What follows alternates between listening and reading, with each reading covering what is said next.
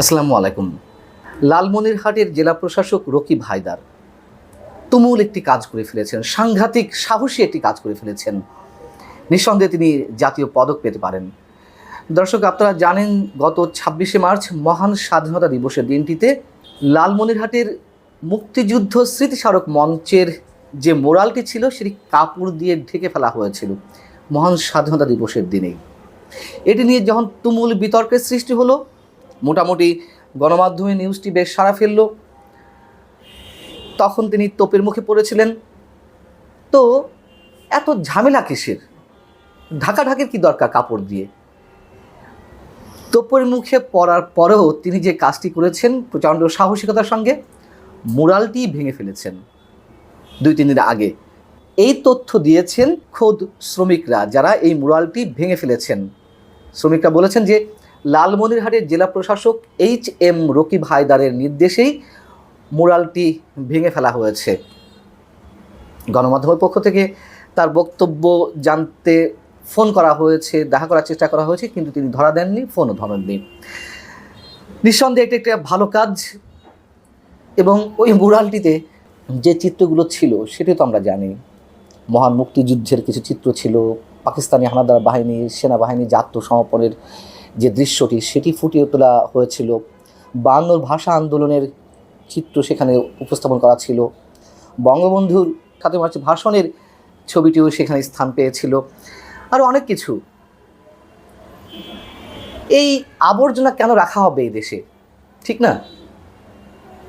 কাপড় দিয়ে ঢেকে ফেলা হয়েছে, তাতেই এত রব পড়ে গেল, এত তুমুল প্রতিবাদ, নানান ধরনের সমালোচনা।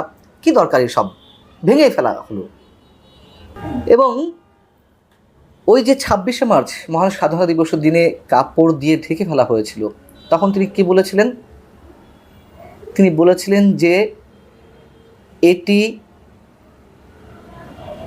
মুক্তিযুদ্ধের যে চেতনা তুলে ধরা হয়েছে সেটি ২৪শের চেতনার সঙ্গে সাংঘর্ষিক। এদেশে মুক্তিযুদ্ধের চেতনা থাকবে না। সরকারের সর্বোচ্চ মহল থেকেই যখন রিসেট বাটনের কথা বলা হয়, সর্বোচ্চ সরকারের উপদেষ্টা পরিষদের সদস্যদের পক্ষ থেকে যখন এই ধরনের আকার ইঙ্গিত দেওয়া হয়, তখন জেলা প্রশাসক তো উৎসাহী হয়ে এই ধরনের কথা বলবেনই, তিনি পুরস্কৃত হবেন।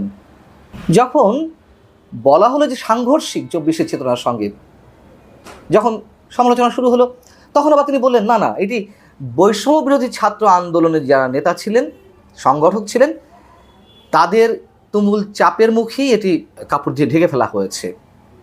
তো ২৬শে মার্চ থেকে ৩-৪ দিন পর এসে সম্ভবত ৩০শে মার্চ সেটি একেবারেই ভেঙে ফেলা হয়েছে।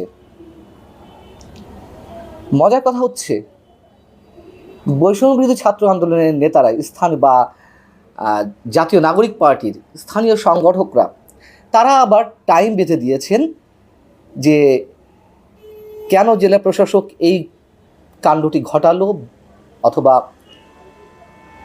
২৪শের চেতনার কথা বলে জাতীয় নাগরিক পার্টির নেতা কিংবা বৈষম্য বিরোধী ছাত্র আন্দোলনের নেতাদের উপরে দোষটি চাপিয়ে দিল। এই বিষয়ে তাকে জবাবদিহি করতে হবে, কিন্তু তিনি জবাবদিহি করার কোনো প্রয়োজনীয়তা বোধ করছেন না। আরও মজার বিষয় হলো, এই বাংলাদেশে এমন ভয়ঙ্কর ঘটনা ঘটল, তার কোনো প্রতিবাদ আমরা দেখলাম না। সম্ভবত এই কারণে যে এগুলো তো ঘটছে, প্রতিনিয়ত ঘটছে, মানুষের মধ্যে গাছ সহ হয়ে গেছে, ধৈর্যের মধ্যে এটা চলে এসেছে যে এগুলো কোনো বিষয় না, এগুলো মুক্তিযুদ্ধের স্মৃতিচিহ্ন থাকবে না, বা এই সরকার এসেছে এগুলো মুছে দিতে, ৭১ ইতিহাসকে একেবারে ধুয়ে মুছে শেষ করে দিতে।